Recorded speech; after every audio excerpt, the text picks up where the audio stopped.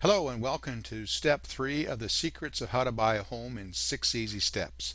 So just to recap, you're pre-qualified for a mortgage. So you've got a budget now. You know what you can spend on a property and you've put together your must-have, we'll call it your wish list of what you need in a property. So the next step is talk to a realtor.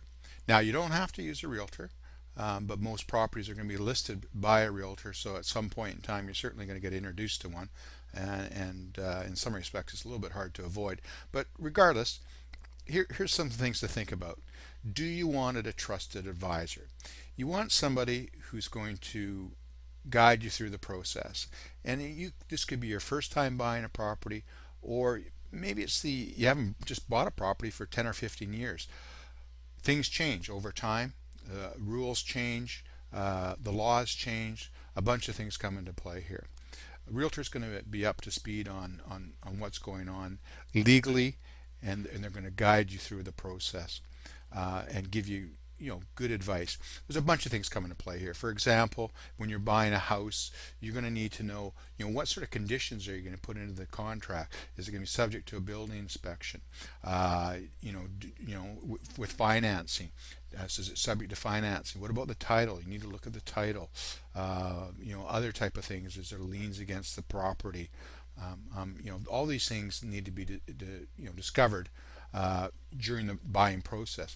Condos, there's strata bylaws to look at. How much money's in the contingency fund? On the west coast here, we've had a leaky condo problem. What is the era of condos that have been a problem? Has the building been remediated? Meaning, has it been repaired so it won't leak again? These are types of things that you needed good guidance on. Location can be another thing. It just kind of goes on and on and on. So you want to be protected, and the one thing with realtors is they have errors and omissions insurance. So if worst comes to worst, they are insured, but also the key thing is they're going to protect you through the process.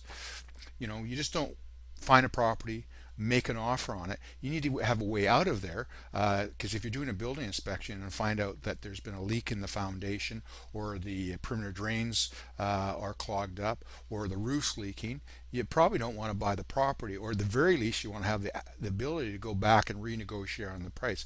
So you need to be protected during the process to make sure that if you don't want to buy the property, you can get out of it, but also that once you've removed your conditions and it's a firm deal, that contract is in fact a firm deal, and you're protected through that. So without getting into a lot of detail, you want to be protected and you want to have a good advice along the way. So another thing that happens when you work with a realtor is the agency relationship with a realtor. I'm just going to bring up another document here that probably describes it better than I could. This is a form from the British Columbia Real Estate Association, and this describes right here one type of agency, and there are others here that would come in play, but I'm not going to touch on them now. This form is certainly available, and if you would like a copy of it, just email me. It's called Working with a Realtor, and it is a very good form. But anyways, I'm just going to read this part through here so that we get a better understanding of what what agency means and how it protects you during the buying process. So the agency relationship, realtors work within a legal relationship called agency. The agency relationship exists between you, that's you the buyer, you're the principal, and your brokerage. The brokerage is the company the realtor works for. In my case, it's Remax Camosun, the company in which the individual who is representing you is licensed. The essence of the agency relationship is that the brokerage has the authority to represent the principal, you, in dealings with others. Brokerages and their licenses are legally obligated to protect and promote the interests of their principals as they would their own. Specifically, the brokerage has the following duties: undivided loyalty. The brokerage must protect the principal's negotiating position at all times and disclose all known facts which may affect or influence the principal's decision. So, for example, if we're looking at a property And I know from past that that there's been an issue with, say, the foundation on the property, and it may not be obvious to the naked eye. I have to tell my buyer about that. So anything that I know that affects the value or enjoyment of the property has to be passed along to the principal, which is you, the buyer. Next, to obey all lawful instructions of the principal. So, you give us instructions, we follow them, as long as they're lawful. 3, an obligation to keep the confidences of the principal. So there may be things that I've come to learn about you that I would never pass along to anybody else, particularly if it mitigated in any way our bargaining position. And those confidences we take to the grave. They are never ever released without you, the principal, giving approval to release such information. 4, to exercise reasonable care and skill in performing all assigned duties. And 5, to account for all money and property placed in a brokerage's hands while acting for the principal. So that kind of, in a nutshell, explains agency. So basically, you are protected, and we act in a fashion as if it was, ourselves transacting the deal. So when working with a realtor, what you want to, next thing you want to do is discuss your prioritized wish list with your realtor. The realtor needs to get a feel for what you're looking for. So you want to sit down, going to talk about the list. You've decided to buy a condo. You need 2 bedrooms, has to have in-suite laundry. You've got a cat, and the cat it's going to go with you to your new home. That's anything else is a deal breaker.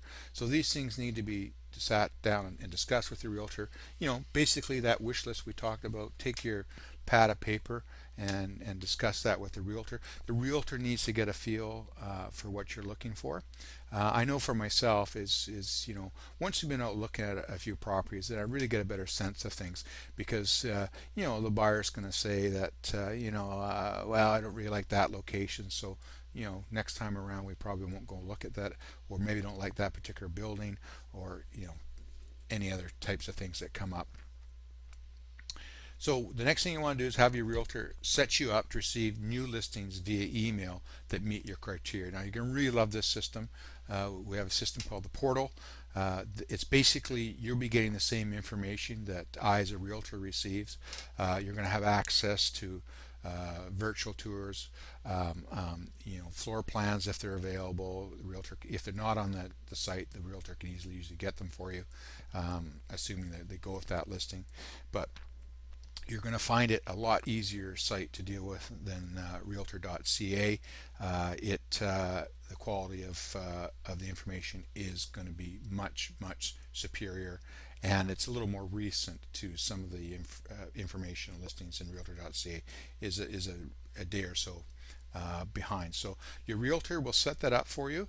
The new listings will get emailed to you and price reductions as they occur within minutes. And you'll also have a website you can go at and look at and sift and sort through the listings, discard ones you're not interested in. You can mark ones that are your favorites, and then you can also mark ones as maybes. So once that's done, what you want to do is select your properties, and like I said, go through them, sift and sort, make notes on the ones you want, and we're on our way now to buying a property. And as always, questions anytime at 250-370-7788, or you can email me at kerry@kerrydavies.com.